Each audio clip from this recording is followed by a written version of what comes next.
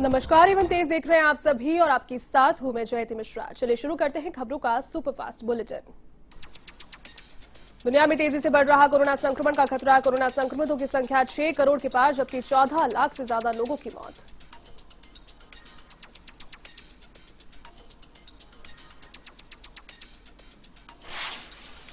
दुनिया में कोरोना के 4 करोड़ 4 लाख से अधिक मरीज हुए स्वस्थ। अब 1 करोड़ 71 लाख से अधिक एक्टिव केसेस, तो सभी को कोरोना वैक्सीन का इंतजार। देश में एक बार फिर बढ़ने लगी कोरोना संक्रमितों की रफ्तार। कोविड-19 से 91,77,000 से अधिक संक्रमित, तो वहीं स्वस्थ होने वालों का आंकड़ा 86 लाख के पार।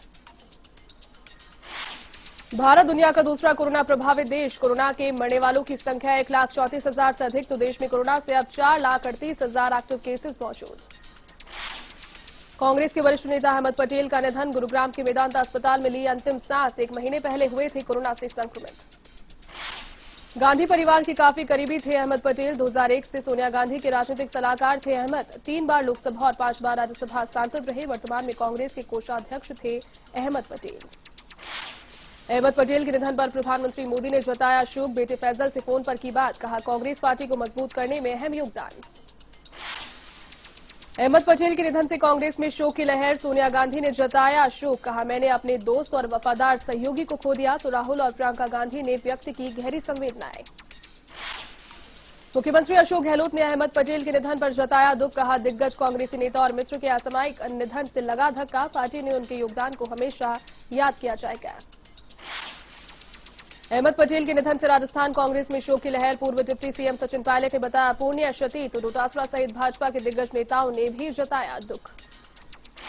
दिग्विजय सिंह की पत्नी के साथ पहुंचे अहमद पटेल के आवास। पटेल के निधन पर जताई संवेदना, कहा कांग्रेस के लिए अपूर्णीय क्षति। गुवाहाटी में कांग्रेस नेता राहुल गांधी ने असम के पूर्व सीएम तरुण गोगोई को दी श्रद्धांजलि। कहा जब भी उनसे बात करो तो ऐसा लगता था कि आप एक व्यक्ति से नहीं, असम से बात कर रहे हैं। तमिलनाडु और पुडुचेरी के लिए आज मुश्किल। तटीय इलाकों से टकरा सकता है निवार तूफान। बंगाल की खाड़ी में तूफान को लेकर हाई अलर्ट। 120 प्रति किलोमीटर घंटे की रफ्तार से टकराएगा तूफान। 49 फ्लाइट्स कैंसिल, सरकारी कार्यालय हुए बंद। तो पीएम मोदी ने तमिलनाडु के पुडुचेरी के मुख्यमंत्रियों से की बात और मदद का दिया आश्वासन। गुजरात के केवड़िया में संविधान की मजबूती पर मंथन। राष्ट्रपति रामनाथ कोविंद ने किया पीठासीन अधिकारियों का सम्मेलन का उद्घाटन। संविधान दिवस मनाने के लिए लोकसभा द्वारा किया जा रहा है 2 दिवसीय सम्मेलन का उद्घाटन। लोकसभा अध्यक्ष ओम बिरला ने की सम्मेलन में शिरकत, कहा केवड़िया की धरती स्वतंत्रता आंदोलन के प्रणेता महात्मा गांधी की धरती। कार्यक्रम में उपराष्ट्रपति तथा राज्यसभा के सभापति वेंकैया नायडू भी मौजूद। प्रधानमंत्री नरेंद्र मोदी करेंगे सम्मेलन के समापन सत्र को संबोधित। संविधान दिवस के अवसर पर पीठासीन अधिकारी विधानमंडलों और अधिक जवाबदेह बनाने की लेंगे शपथ।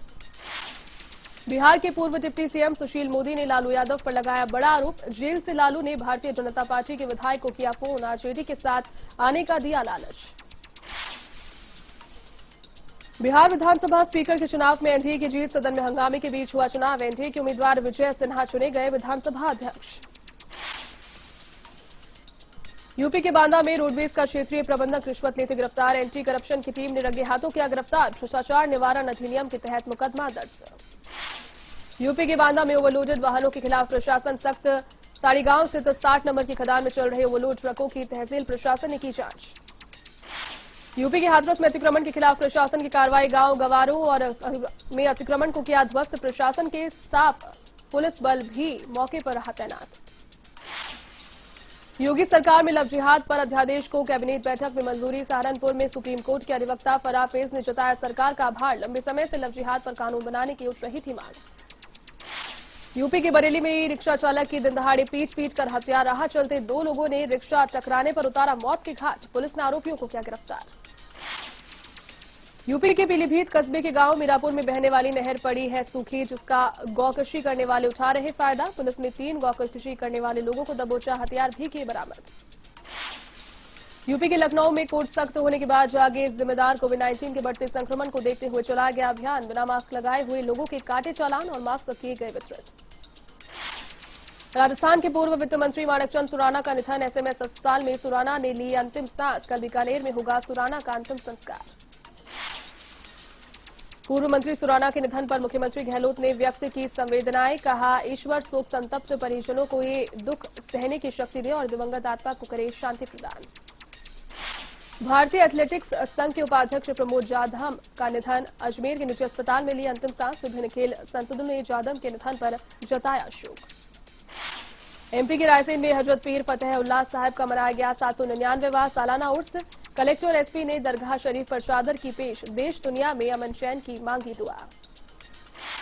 कोरोना महामारी को लेकर मुख्यमंत्री अशोक गहलोत गंभीर। कोरोना को रोकने के लिए प्रदेश में टीकाकरण अभियान को सफल बनाने, इसकी मॉनिटरिंग और समन्वयन के लिए 3 स्तरीय प्रणाली गठित करने के प्रस्ताव को दी मंजूरी। झुंझुनू की चिड़ावा में एक ऐसा विवाह भी जहां सालिग्राम के साथ तुलसा जी का विवाह। देवउठनी एकादशी पर होती है विवाह की रस्म। सालिग्राम का तिलक समारोह आज लेंगे तुलसा जी के साथ फेरे। कल होगी तुलसा जी की विदाई। अनूठे आयोजनों की सालों से चली आ रही है परंपरा। झुंझुनू के नवलगढ़ क्षेत्र में परवान पर चुनावी प्रचार। कांग्रेस प्रत्याशी दिनेश ने की नुक्कड़ बैठकें। तोगड़ा कला के पायलों की जोड़ी में हुआ कार्यक्रम।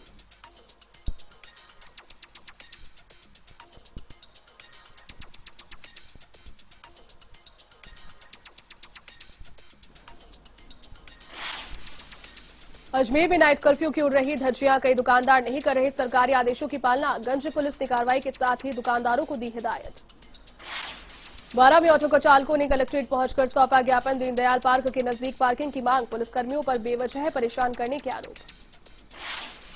बारा के शाहबाद में हनुमान प्रतिमा को खंडित करने का मामला। भाजपा युवा मोर्चा के कार्यकर्ताओं ने एसडीएम को सौंपा ज्ञापन। पुलिस पर प्रकरण दर्ज नहीं करने का आरोप। ऐसे में दोषियों के खिलाफ कार्रवाई की मांग।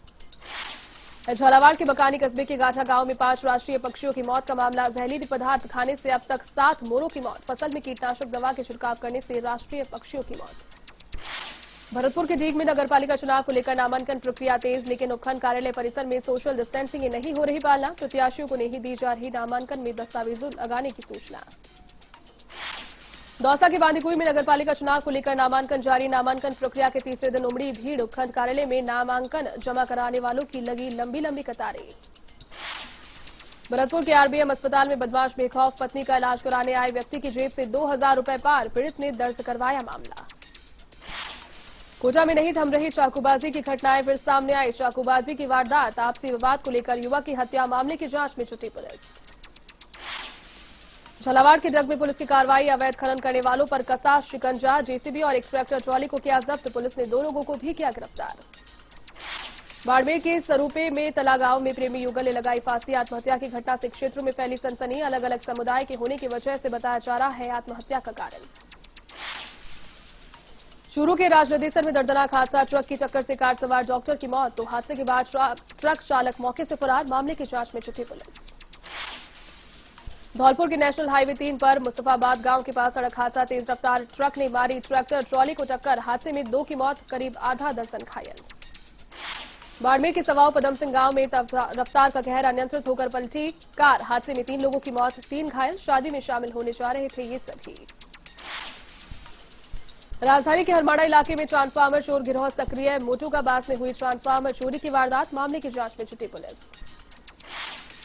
बूंदी के लबान कस्बे में मिट्टी खुदाई के दौरान हादसा। 11,000 केवी विद्युत लाइन के टच होने से लगी डंपर में आग। डंपर के टायर जलकर खाक।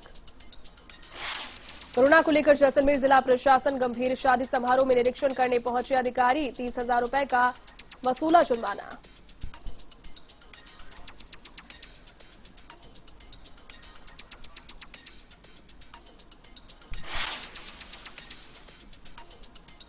चलिए इस बुलेटिन में फिलहाल के लिए बस इतना ही। देश और दुनिया की तमाम बड़ी खबरों को देखने के लिए आप देख रहिए A1 टीवी। नमस्कार।